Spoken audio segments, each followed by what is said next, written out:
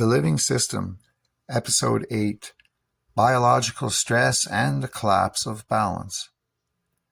A plant is often described through its ideal conditions, as if health is the natural default state and everything outside of that is an interruption. In that simplified view, growth is smooth when nutrients are balanced, light is consistent, water is available, and temperature remains within a comfortable range. But this framing hides a deeper truth about how plant systems actually operate. There is no permanent state of perfection in nature. There is only a continuous negotiation between stability and disruption. And what we call stress is not an anomaly within that system. It is part of its fundamental operating structure. Stress in plants is not a single event or a clearly defined condition. It is a gradual accumulation of inefficiencies across multiple systems that begin to drift away from optimal coordination. It can begin in ways that are almost invisible at first.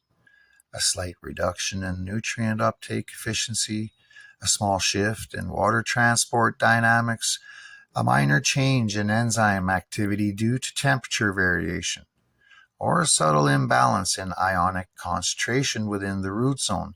None of these alone are necessarily catastrophic, but together they begin to reshape how the entire system functions. At the core of this process is the plant's inability to distinguish between causes and effects in the way humans interpret systems. The plant does not analyze stress as a concept. It responds to changes in performance. When energy production becomes less efficient, when nutrient transport slows, or when water movement becomes restricted, the plant interprets this as a signal that internal balance has been disrupted. It simply begins to make adjustments. This adjustment begins at the level of allocation. Growth is the first system to change under stress, not because it is the least important, but because it is the most energy dependent. Expansion requires stable conditions across multiple internal pathways. When those pathways begin to lose efficiency, the plant reduces growth activity in favor of maintenance. Energy that would normally be used to build new structure is redirected towards preserving existing systems and survival. This shift is not abrupt. It is gradual, and it occurs across multiple layers of organization at once.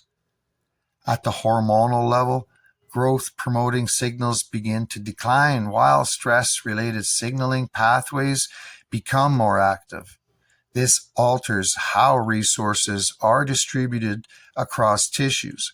Some regions of the plant remain relatively active while others slow right down. The plant begins to reorganize itself around efficiency rather than expansion. But stress does not originate inside the plant alone. It is most often triggered by environmental instability that exceeds the plant's ability to maintain equilibrium. Temperature fluctuations directly affect enzymatic performance, altering the speed and efficiency of metabolic reactions. Light inconsistencies change the rate of energy production, which in turn affects downstream processes that depend on that energy. Water availability influences nutrient transport and structural stability. Even atmospheric composition, particularly carbon dioxide levels, can shift the efficiency of photosynthetic conversion. Each of these variables acts as a pressure point on the system. When multiple stressors occur at the same time, their effects are not simply additive, they interact. A small inefficiency in one system can amplify an inefficiency in another. Reduced water movement can limit nutrient transport. Limited nutrient transport can reduce enzymatic activity. Reduced enzymatic activity can slow energy conversion. Each layer compounds the next, creating a cascading effect that spreads across the entire system. At the root level, stress often begins as a subtle reduction in uptake efficiency. Even when nutrients are physically present in the surrounding environment, their movement into the plant becomes less reliable. This is not always due to deficiency in the external environment, but rather changes in the internal ability of the plant to regulate transport across membranes. Ionic balance becomes disrupted. pH shifts alter nutrient solubility. Oxygen availability in the root zone influences respiration and energy production. Each of these factors contributes to a reduction in functional uptake capacity. This creates one of the most misunderstood aspects of plant stress. Nutrients may still be present in abundance, but the plant behaves as if they are missing. This is because stress is not defined by availability, but by accessibility. The plant operates based on what it can actually use, not what exists in its surroundings. When access becomes limited, the internal system has to compensate and pull what it needs to adjust. This behavior can resemble deficiency, even when the underlying cause is structural or environmental rather than nutritional. At the same time, the internal biochemical environment begins to shift. Enzymes, which depend on precise molecular conditions to maintain structure and function, become less efficient under stress. Ionic imbalances and pH drift can alter protein folding, reducing the efficiency of metabolic reactions. Transport proteins may lose selectivity. Membrane channels may become less responsive. Energy pathways may slow as reaction rates decline. None of these changes represent total failure, but they collectively reduce system efficiency. This is where stress begins to transition from localized inefficiency into systemic reorganization. The plant responds by reallocating resources away from growth and towards stability. Maintenance systems are prioritized. Repair mechanisms become more active. Protective pathways are strengthened. The plant shifts its internal economy towards survival rather than expansion. But this reallocation comes at a cost. Energy is limited within the system. Every resource directed towards survival is a resource no longer available for growth. Over time, this creates a divergence between potential and actual development. The plant retains its biological capacity for expansion, but expresses less of it due to ongoing internal constraint. What makes this process particularly important is that it is not a binary shift. The plant does not simply switch between growth and stress modes. It exists along a continuum of efficiency. Small stress loads produce minor adjustments. Moderate stress produces noticeable shifts in structure and function. Severe stress leads to broad systemic reorganization. At every stage, the plant is attempting to maintain as much functionality as possible within the limits of its current conditions. At a deeper level, stress also affects communication within the plant.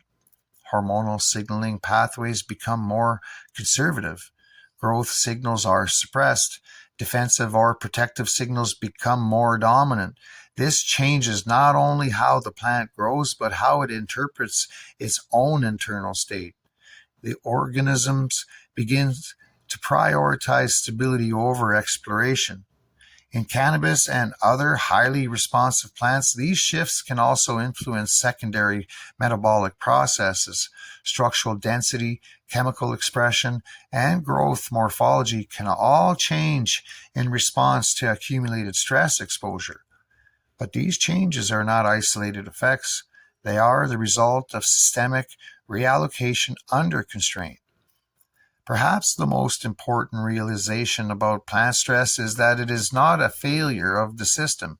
It is the system operating under limitation. Stress is not separate from normal function. It is normal function under reduced efficiency. The plant is not breaking, it is adjusting. And even under these conditions, it continues to operate. It continues to regulate. It continues to attempt restoration of balance through whatever pathways remain available.